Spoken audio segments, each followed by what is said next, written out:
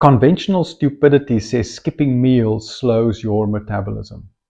So people eat constantly. Breakfasts, snacks.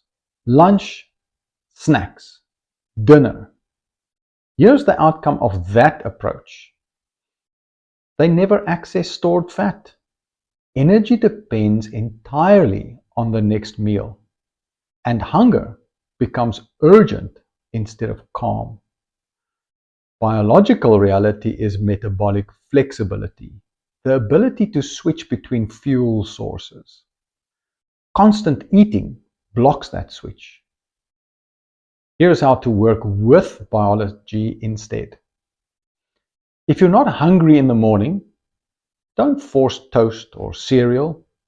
Start with water, coffee, or tea, and add a small pinch of salt to support your hydration. Eat your first meal when real hunger appears, and make it protein and fat-based, like eggs with butter or meat with vegetables.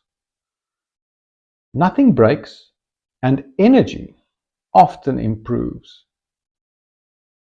Join our community in the Wellness Circle. Stop the conventional stupidity and start working with your biology.